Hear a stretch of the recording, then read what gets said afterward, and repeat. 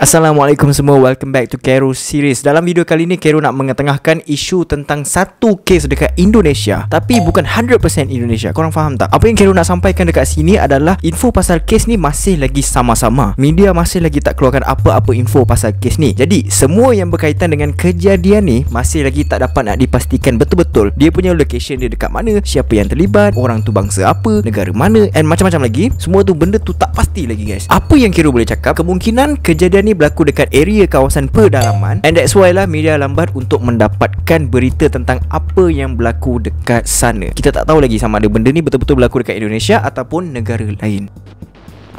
So, secara ringkasnya, beberapa hari yang lepas viral satu video dekat TikTok yang menunjukkan ada satu tong besar yang berwarna biru. Dalam tong tu dipenuhi dengan air, guys. Memang penuh air dekat dalam tu. Ramai yang komen tak faham apa bendanya letak video tong, lepas tu tiba-tiba lagu sedih. So, Kero pun macam tak puas hati lah, sebab Kero pun tak faham. Sekali, guys, bila Kero cuba cari sana, cari sini, and finally Kero dah tahu dah apa yang dimaksudkan dekat dalam video tu sebenarnya. Rupa-rupanya bila Kero dah tengok full video dia, dekat dalam tu menunjukkan ada orang dekat dalam tong besar tu. Ada dua orang, seorang lelaki dan seorang lagi kanak-kanak perempuan yang berusia lingkungan dalam 3 hingga 7 tahun macam tu. Diorang macam tengah mandian. And then masa video tu direkodkan, budak perempuan tu tengah nangis teresak-esak, nangis yang terlampau kuat tau. And bila orang yang record video tu datang dekat dengan diorang, tiba-tiba lelaki yang ada dekat dalam tong tu seolah-olah terkaku. Dia stop dari buat something. Dia macam ada buat something and dia stop. Dia terdiam sekejap. And bila makin rapat lagi, serius Kero cakap dengan korang, Kero boleh nampak ada darah dekat dalam air tu. Dengan position lelaki tu dengan budak perempuan tu macam tu, 100% Kero pasti lelaki tu tengah buat something dekat budak perempuan tu. Dia rogol budak tu, guys. That's why budak perempuan tu nangis kuat gila and ada darah dekat dalam air tu. Okay, cerita dia ni, lelaki tu dikatakan bapak tiri kepada kanak-kanak perempuan tu, and then dia lakukan perbuatan terkutuk tu dekat dalam tong air yang besar, guys. And sampaikan budak tu nangis kuat. Bila budak tu nangis sekuat hati dia, kemungkinan besar jiran sebelah rumah dia, or jiran yang berdekatan dengan rumah dia, terdengar budak tu nangis. And diorang pun pelik lah, apa sah nangis sampai macam tu kan. Jiran dia pun pergilah menjengah. Dia macam pergi tengok and sambil record video. Pak!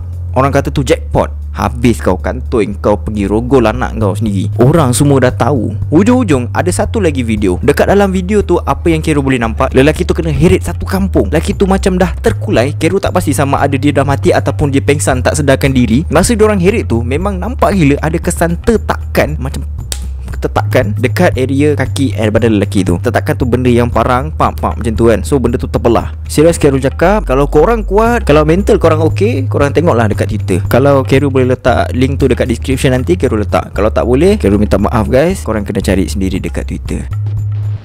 Jadi apa yang Kero boleh cakap, di antara manusia ni pun ada juga yang berhati binatang, yang berfikiran macam binatang. Kita tak tahu sama ada lelaki tu keadaan mental dia macam mana, ataupun dia rogol anak jiran dia ke, ataupun macam mana kan. Full information tak dapat lagi. Kalau ada info nanti, jangan risau, guys. Kero akan letak dekat community untuk pengetahuan korang semua. And ada lagi satu, kalau dia buat benda tu dalam keadaan dia berfikiran waras, dia memang boleh digelarkan sebagai seorang pedofile. Pedofile memang sangat bahaya untuk dilepaskan. Gelap masa depan budak-budak, guys, kalau ada pedofile ni. Trauma teruk budak tu nanti. Kero rasa itu je video untuk kali ni, sebab sekarang ni Kero tengah fokus untuk buat lagi satu video. Video tu agak panjang sikit, agak banyak information yang Kero kena cari. So wait for the next video. Next video ni pasal seorang budak perempuan bunuh diri, tapi tak tahu atas sebab apa dia buat macam tu. Maybe dalam weekend ataupun hujung minggu nanti Kero akan upload. Thanks for watching.